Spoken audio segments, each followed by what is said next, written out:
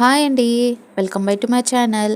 ఈరోజు నేను liver fry అయితే చేస్తున్నానండి. ఈ లివర్ వచ్చేసి 1 కేజీ.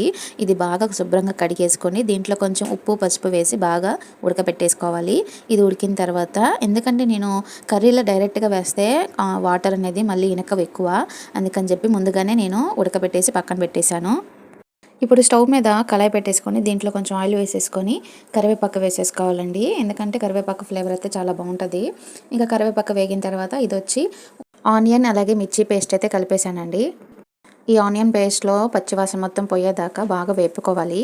అంటే ఎక్కువ హైలో పెట్టుకోకుండా స్టవ్ని సిమ్లో పెట్టేసి కొంచెం కింద అడుగు అంటకుండా వేపుతూ ఉండండి. ఇది కొంచెం వేగిన తర్వాత దీంట్లో మనం అల్లం పేస్ట్ వేసేసుకొని కొంచెం బాగా పచ్చివాసన కూడా పోయేదాకా వేపుకోవాలి. ఇది కొంచెం వేగిన తర్వాత దీంట్లో నేనైతే పసుపు అలాగే సాల్ట్ అయితే ఇప్పుడే వేసేస్తున్నాను. మళ్ళీ తర్వాత వేయకుండా మొత్తం ఇప్పుడే వేస్తున్నానండి. ఇంక ఇది కొంచెం వేసిన తర్వాత ఇది కూడా వేపుకోవాలి కొంచెం 5 నిమిషాలు కానీ ఒక 2 నిమిషాలు కానీ. ఇది కొంచెం వేగిన తర్వాత కారం అనేది వెంటనే వేయకూడదు. ఎందుకంటే కారం వేస్తే కింద అడుగంటేసి తొందరగా మాడిపోతుంది. అందుకని చెప్పి ఇది కొంచెం మొత్తం పేస్ట్ వేగిన తర్వాత నేను 2 స్పూన్స్ కారం అయితే వేసానండి. అంటే కర్రీకి మనకి ఎంత స్పైసీ కావాలో అంత అయితే వేసుకుంటే సరిపోయిద్ది. నాకైతే ఇది కొంచెం పచ్చి కారం, మసాలా కారం అయితే కాదు, అందుకని ఒక 2 స్పూన్స్ అయితే వేసాను. ఇది మొత్తం వేగిన తర్వాత దీంట్లో మనం చిన్న గ్లాస్తో ఒక వాటర్ అనేది యాడ్ చేసేసుకొని మొత్తం కలుపుకోవాలండి. ఎందుకంటే మనం ముందుగానే లివర్ని కుక్ చేసుకున్నాం కాబట్టి దాంట్లో ఉన్న వాటర్ అనేది యాడ్ అవ్వదు. అందుకని చెప్పి మనం కొంచెం మసాలాలు అవన్నీ దానికి పట్టేటట్టు కొంచెం వాటర్ అయితే యాడ్ చేసుకోవాలి. నేనైతే టీ గ్లాస్ అంత వాటర్ అయితే కలుపుకున్నానండి. మన ఇష్టము, మీరు చూసుకొని కొంచెం వాటర్ ఎక్కువ అయితే వేసుకోవచ్చు.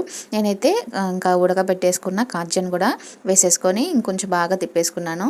అలాగే నేను కొంచెం ఎందుకో వాటర్ సరిపోవద్దని చెప్పి ఇంకా నేను ముందుగానే ఈ లివర్ అనేది కుక్ చేశాను కదా, ఆ వాటర్ ఉంటే ఆ వాటర్ కూడా యాడ్ చేసేసాను.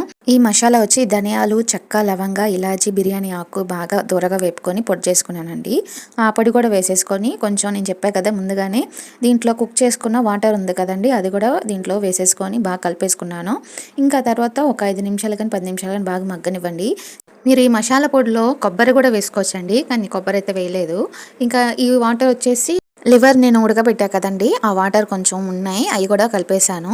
ఇంకా ఒక 10 నిమిషాలు బాగా మూత పెట్టి మగ్గిచ్చేసాను ఇది సిమ్లో పెట్టేసి. ఆ తర్వాత అయిపోయే ముందు అయితే కొంచెం కొత్తిమీర వేసేసి ఒక 2 నిమిషాలు హై మంట మీద పెట్టేసి స్టవ్ని బాగా కలిపేసేయండి, బాగుంటుంది. ఒకసారి ఖచ్చితంగా ట్రై చేయండి, నాకైతే చాలా బాగా నచ్చింది. ఈ మసాలా పొడి మాత్రం ఖచ్చితంగా వేయండి. బయట ప్యాకెట్లో ఉన్న మసాలా పొడిలో ఏం అవసరం లేదండి. మనం ఇలా ఇంట్లోనే తయారు చేసుకుని వేసుకుంటే కనుక చాలా మంచి ఫ్లేవర్ వస్తుంది. ఇల్లు మొత్తం చాలా బాగా వచ్చిందండి. చూసారు కదా, కర్రీ అయితే చాలా బాగా వచ్చింది. మీరు కూడా ఖచ్చితంగా ట్రై చేయండి, నాకైతే చాలా బాగా నచ్చింది. మీకు ఖచ్చితంగా నచ్చితే కనుక లైక్ చేసి, షేర్ చేసి, సబ్స్క్రైబ్ చేయండి.